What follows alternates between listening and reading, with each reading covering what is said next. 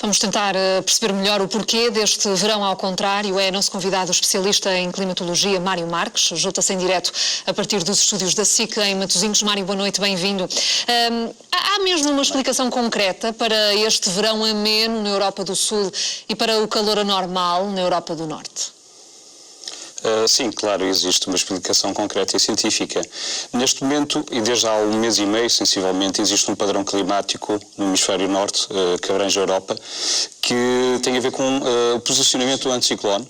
Ele neste momento está centrado na Europa Central e está a bombear todo o ar de sul, que vem da Grécia, ali da área da Turquia, está a bombear esse ar para a Europa Central, Reino Unido e Escandinávia. E obviamente que as temperaturas aí estão constantemente em níveis superiores à média, em cerca de 10 a 15 graus em algumas regiões. E podemos salientar que, nomeadamente a Escandinávia, está com temperaturas neste preciso momento, e já são a quase 11 horas da noite lá, com 23 graus, com uma temperatura muito acima do que é normal. E já existe um padrão muito semelhante com temperaturas dentro do Reino Unido e Moscovo, acima de 28 graus já há cerca de pelo menos 40 dias consecutivos. E isto é derivado desse posicionamento desse anticiclone e o desvio da corrente de jato mais para norte ou mais para sul, neste caso. E nós estamos aqui um pouco mais ao lado, com o anticiclone dos Açores extremamente afastado da sua posição habitual e muito enfraquecido, o que faz com que exista uma influência marítima de noroeste, com ventos que têm ocorrido nos últimos dias também de norte e com algumas umidades de alguns fluxos mais destacados da corrente de jato e que provocaram no último mês e em junho períodos de chuva, trovoadas e muita umidade associada. Mário, nós quando falamos destas situações um pouco ao contrário, falamos também obviamente de alterações climáticas. Há aqui alguma consequência direta desse fenómeno das alterações climáticas nestas situações em concreto? Sim, eu penso que sim. Existe um padrão de existência de cada vez mais fenómenos extremos associados a características anómalas da altura do ano, isto é, típicas. Não é normal nós termos este tipo de verões na Escandinávia. Eles poderão ter uma semana ou uns períodos com mais calor, também é derivado do movimento da translação da Terra e das estações, mas existe um padrão de posicionamento de um anticiclone já estacionário há cerca de mês e meio, e isso não é normal ocorrer. E depois tem outras implicações, e as causas também estão associadas a outros movimentos na atmosfera superior, e nomeadamente na troposfera, que induzem o comportamento nas baixas camadas da nossa atmosfera. E obviamente que existe uma relação direta com as alterações climáticas, isso é inegável. E até que ponto é que é possível prever todas essas alterações? Isto porque há um ano estávamos aqui a falar de muito calor e de um período de seca extrema em Portugal. Hoje, este ano, o verão é completamente diferente. Até que ponto é que é possível perceber estas alterações? Estas alterações também têm a ver com o tipo de teleconexões que nós estamos a ter, e temos que estudar mais as teleconexões. Neste caso, a iClimate Advisor, que é a entidade que eu trabalho, existe um padrão de comportamentos que temos que estudar. Quando nós libertamos a previsão de verão deste ano, 29 de maio, prevemos um verão, já não vamos falar do outono, um verão extremamente ameno e atípico que aquilo que estávamos habituados nos últimos anos.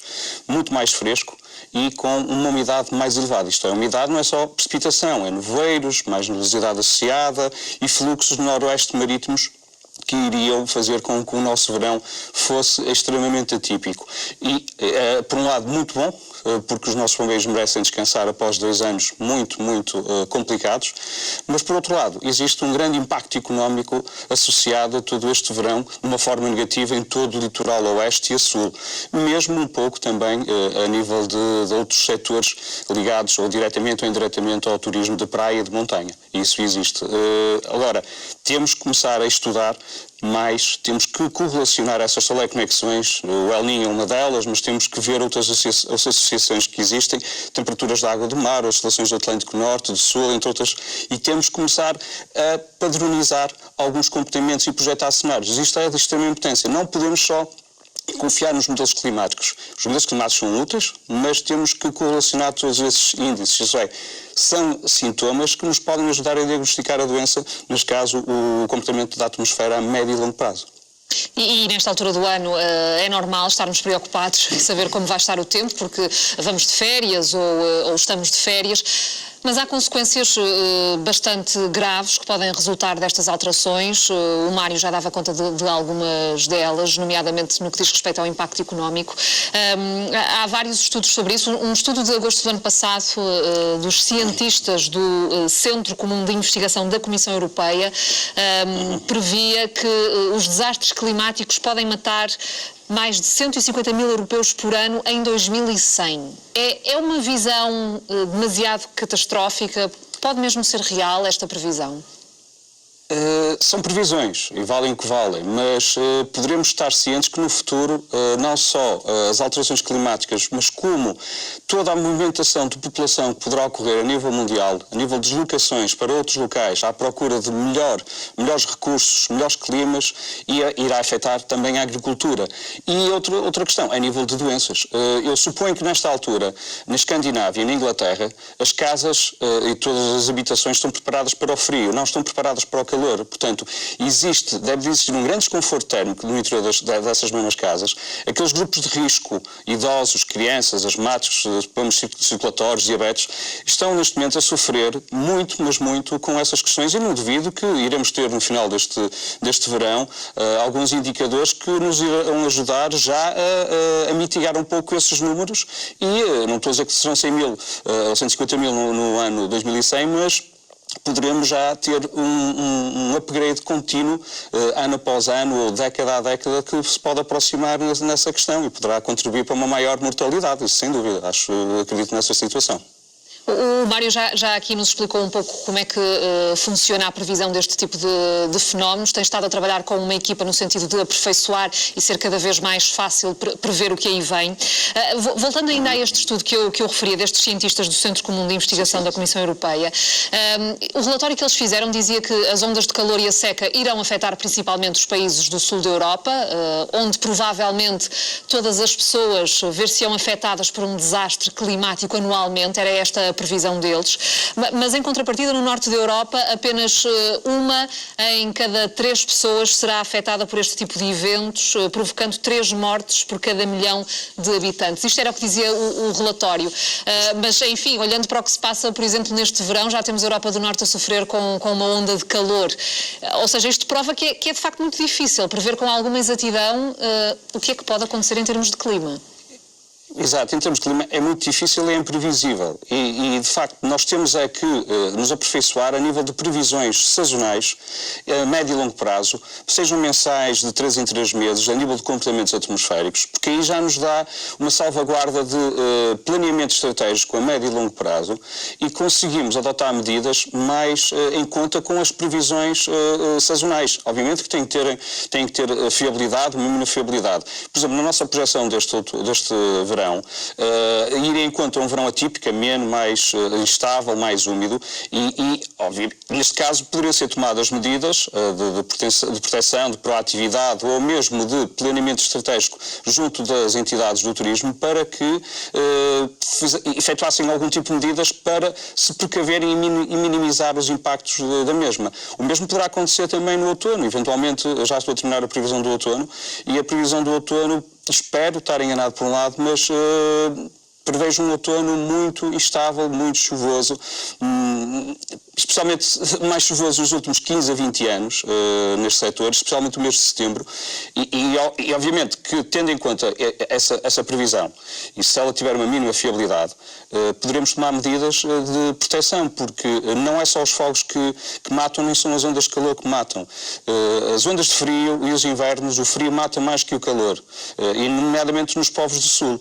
Claro que as ondas de calor poderão ser mais facilmente minimizadas, mas há outros impactos, os impactos a nível de produção de energia, como tivemos ano passado, onde a EDP teve que recorrer à energia termoelétrica durante a maior parte do resto do verão até ao final do ano. Portanto, existe uma série de fatores económicos, sociais e, sobretudo, do aspecto agrícola e do aspecto de impacto nas diversas cidades, nos diversos setores de atividade, muito grande, que nos tem que nos levar a pensar que temos de tomar ações e temos que começar a pensar mais nas previsões a médio e longo prazo.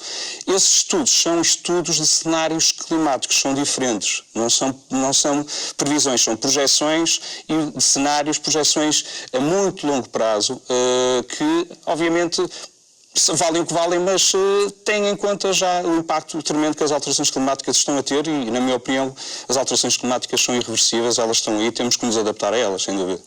O Mário já desvendou um pouco daquela que pode vir a ser a previsão para o outono, já aqui disse que não está fechada, ainda assim já nos disse que será, à partida, um outono muito instável, muito chuvoso. Recorde-nos só qual é que era a sua previsão para o verão, já aqui eu disse que seria um verão ameno, ou seja, no fundo, para quem está, por exemplo, agora de férias, o que é que ainda pode esperar? Continuação destas temperaturas amenas? Sim, este fechar de julho irá ser, as temperaturas subiram hoje, mas vão se manter nesta fasquia. Irão situar-se na média, ligeiramente abaixo da média, 1 a 2 graus a nível do território nacional.